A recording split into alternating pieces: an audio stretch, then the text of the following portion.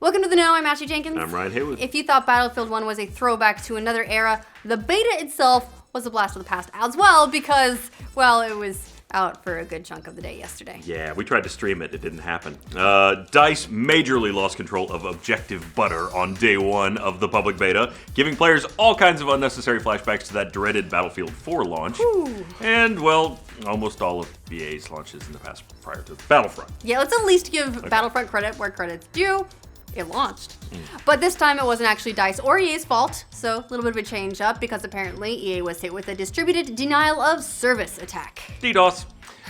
In all, the Battlefield 1 beta experienced problems for around a total of 10 hours, being totally down for at least 2 of those. So users reported being unable to get into the game at all or getting straight up kicked out of matchmaking. And it wasn't just Battlefield. Nearly all of EA took a hit from the DDoS attack. You can't make me pronounce it as DDoS. DDoS. In a tweet yesterday, EA said, EA is currently experiencing an outage. EA games, EA services, and support may be impacted. We're working to resolve as fast as possible. When I say something like EA said, and then they speak in third person, they just kind of sound like a jerk. You know, it's, EA doesn't hear you right now. Ashley, EA doesn't need that. Ashley does not approve.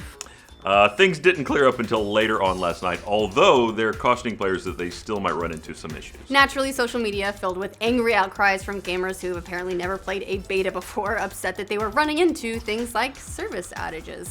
It's so cute when they don't realize that this used to be what life was like all the time, every single launch, every single beta. I don't know what you're talking about. When I was playing games back in the day, everything worked perfectly. Mario There's some jumped every rose-tinted time. glasses. Yeah, it's probably a bit unreasonable to expect for a beta to go off without a hitch at all, especially if they're being targeted with something like a DDoS attack. If you want to look at it on the bright side, at least this means that it was a beta, not just a temporary demo. As for who's responsible, an outfit known as Poodle Corp claimed on Twitter yesterday that the attack was their doing. If that name sounds familiar to you, it's probably because they've targeted a number of other games in recent months. Nobody can have any fun.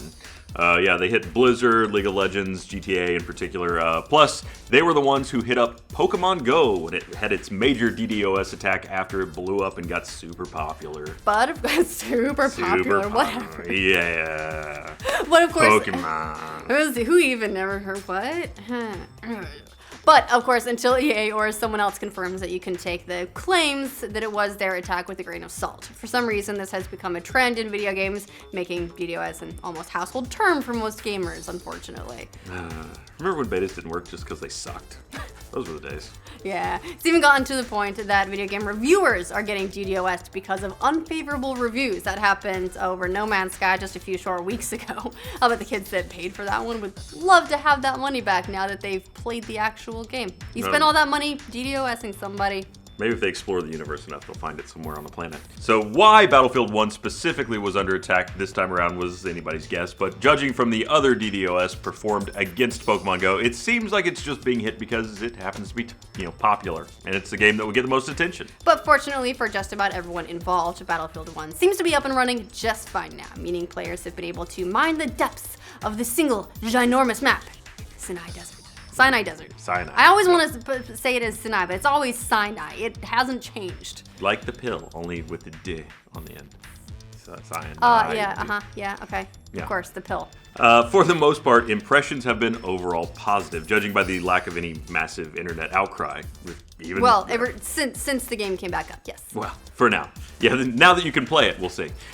Discussions around the game in various communities tends to be looking quite good for DICE and EA, minus a few complaints here and there. Yeah, things people love, the renewed focus on squad gameplay, vehicle combat, and the feel of all the weapons. The biggest gripe that people have with Battlefield 1, however, besides yesterday's server outages, of course, would have to be the game's medic class. The way it's designed, the game allows you to either call for a medic or respawn quickly. But if you call for help, it doesn't really signify to the medic where you are. Just someone somewhere needs help. Good luck.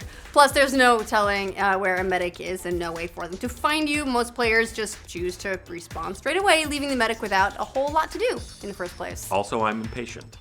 The other thing that seems to be a common thread among detractors is the actual map itself. Sinai Desert is completely wide open, leaving players extremely vulnerable to snipers holed up in various places around the desert. Usually on that one little mountain, you know, the one that has the walkway up to the top. You do, if you played a little bit. The game has also done away with indicators to clue you in on where you're being shot from or where gunfire is originating. Previous Battlefield games made a point of revealing players on your radar who are opening fire, which always made you a little bit vulnerable when you chose to pull the trigger. But with a huge map and lots of places to blend in, it can feel a little bit like you have no idea where you're getting shot from and where you even need to go be firing back. Why are people complaining about this? I thought they wanted it to be kind of realistic. Look, people want realism until they feel realism. Guess so.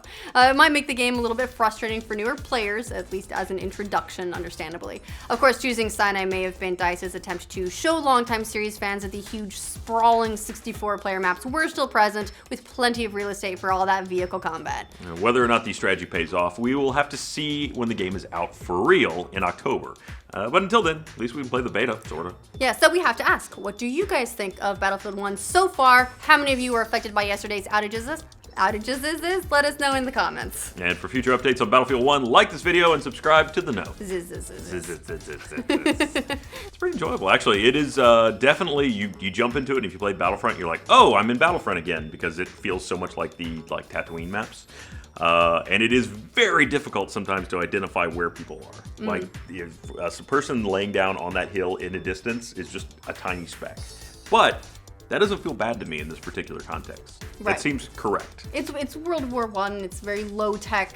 There's a lot of guessing. The idea is that you're experiencing the terror of World War I, right? And it's still, when you die, it shows you where that person is. So okay. that helps kind of track it down as well. I never if really they had... Stay put. Which snipers tend to do. I never really had that much trouble, though, telling where I was getting messed up from. Also, horsies. Horses! Yeah, it's a pill? I mean, if they put it in your tooth, right? Oh yeah, I guess it would be. I think Bite I down. mostly remember there was a play where some ladies kept poisoning all their gentleman callers with. It was that kind of play, and they were gentleman callers, and they'd poison them all with cyanide. I don't remember what it was called. They did make a movie adaptation, however. Johnny Depp was in it, I'm sure. So you're aware. That's me killing people on a horse. Oh, I thought you were going for like the whip, and I was like, that's not how whips. No, you get the sword out, and then you cut, and then you cut this way and cut that way. This is Oh, yeah, 'cause you can use the sword on a horse. Figure eight it. This is how you kill on a horse.